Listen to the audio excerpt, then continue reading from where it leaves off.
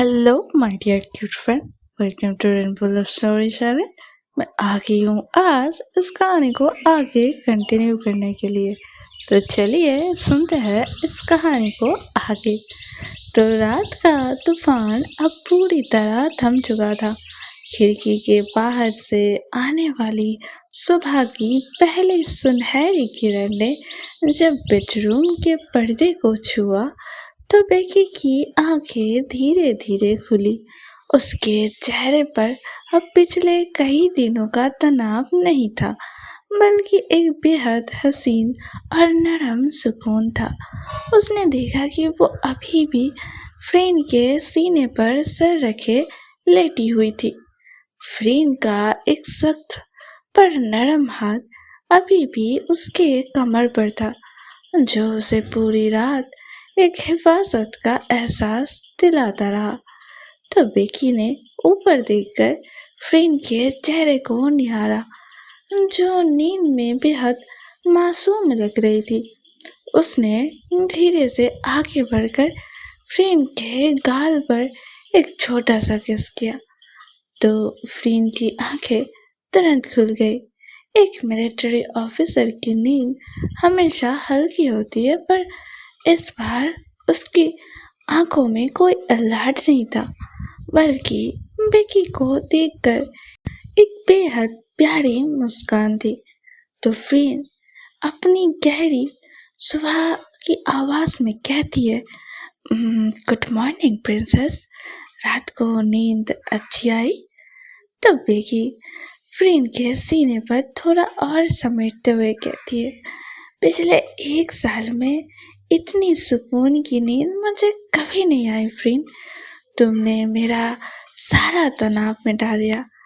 तो फ्रेंड ने मुस्कुराकर बेकी को बाहों में थोड़ा और कस लिया, पर फिर उसकी नजरें साइड टेबल पर रखे फोन पर गई, जहां माइक्रो ट्रैकर की लाइट लगातार ब्लिंक कर रही थी। फ्रेंड का चेहरा एक पल में सीरियस हो गया। वो वक्त आ चुका था जिसके लिए उन्होंने इतना लंबा इंतजार किया था। ठीक 2 घंटे बाद दोनों तैयार होकर आर्मस्ट्रॉन्ग एंटरप्राइजेस के मेन कॉन्फ्रेंस रूम में खड़ी थी, पर इस बार उनके साथ सिर्फ मिस्टर चर्चे नहीं थे, बल्कि उनके साथ बैंकॉक के पुलिस के 2 सीनियर आईपीएस ऑफिसर और लोकल स्पेशल क्राइम ब्रांच की टीम भी थी। तो फ्रेंड ने अपना लैपटॉप स्क्रीन से कनेक्ट किया, जहां निक वेंस के फोन का लाइव जीपीएस लोकेशन एक रेड डॉट बनकर पूरे मैप पर दिख रहा था। तो फ्रेंड पुलिस ऑफिसर को एड्रेस करते हुए कहती है, सर, पिछले 2 महीनों से निक वेंस हमारे हर एक स्टेप पर नजर रख रहा था, पर अब बाजी पलट चुकी है। कल रात उसने हमारे ऊपर फिजिकल अटैक करवाया और उसके बाद वो शहर से भागने की तैयारी में है। इस वक्त उसकी लोकेशन बैंकॉक पोर्ट के एक प्राइवेट वेयरहाउस पर दिखा रही है।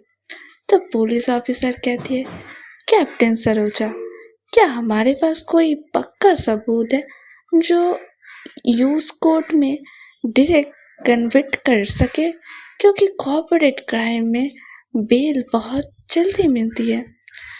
तो बेकी आगे बढ़ी। उसके हाथ में एक पेन ड्राइव थी। उसके चेहरे पर एक ऐसी ऑथोरिटी थी जो एक सच्ची सीईओ को सूट करती थी।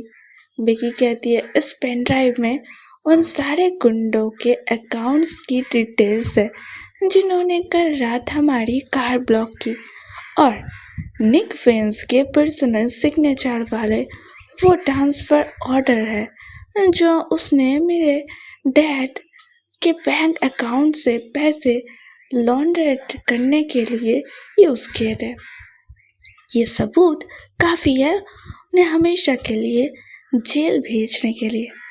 तो फ्रीन अपनी लेदर जैकेट को ठीक किया और अपनी स्टील बटन का पॉकेट में सेट करते हुए कहती है, सर, निक के पास आर्मेड सिक्योरिटी हो सकती है, इसलिए मैं और मेरी टीम पहले अंदर एंटर करेंगे, रास्ता खाली करेंगे और फिर आपकी फोर्स आकर उसे अरेस्ट करेगी।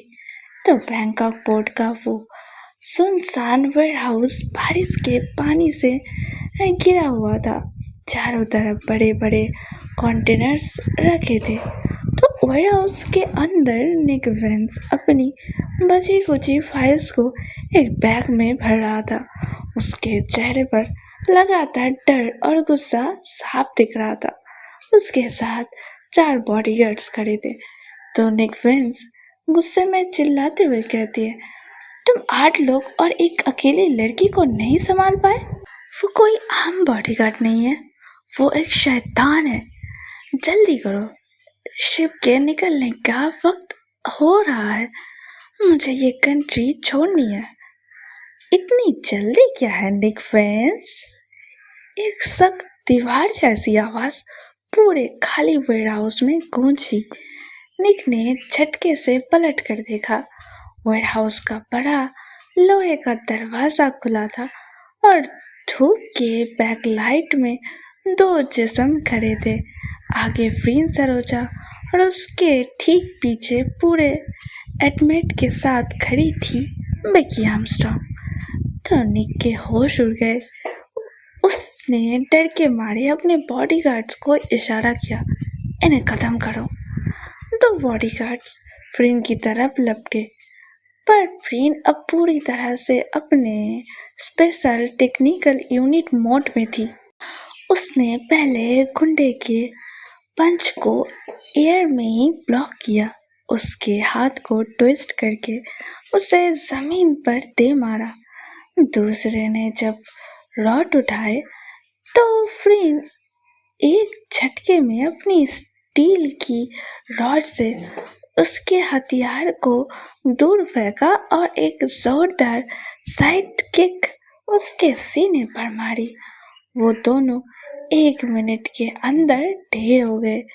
बाकी तो बॉडीगार्ड ने जब फ्रीन का ये रुतबा देखा तो उन्हें चुपचाप अपने हाथ ऊपर कर दिए डर के मारे और पीछे हट गए। उन्हें समझ आ गया था कि इस लड़की से लड़ना मतलब सीधा मौत को दावत देना है। तो निक वेंस अब अकेले बच चुका था। वो डर के मारे पीछे हटने लगा, यहाँ तक कि वो एक कंटेनर से जाकर टकरा गया। फ्रीन आगे बढ़ी और उसने एक झटके में निक का कॉलर पकड़कर उसे कंटेनर के लोहे से सख्त तरीके से सटा दिया। निक कांपते हुए और आवाज उसके थरथराते हुए कहती है, सरोजा देखो, हम डील कर सकते हैं। मैं तुम्हें इतना पैसा दूंगा जो तुमने अपनी मिलिट्री लाइफ में कभी नहीं देखा होगा। बस मुझे जाने दो प्लीज। तो फ्रीन के चेहरे पर एक शतीर और ठंडी मुस्कान आई। उसने निक के चेहरे के बिल्कुल पास आकर कहा, मैंने तुमसे कहा था ना, अगर अगली बार बेकी की तरफ आंख उठाई तो मैं मिलिट्री कोड के तरीके से हिसाब करूंगी और कैप्टन सरोजा अपना वादा कभी नहीं भूलती।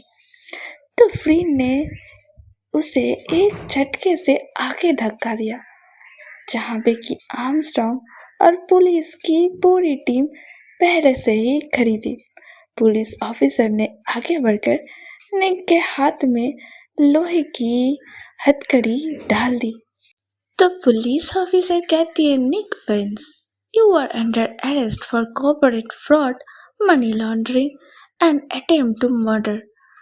निक जब हथकड़ी में बंधा कर जा रहा था बाहर, तो उसने बेकी की तरफ देखा।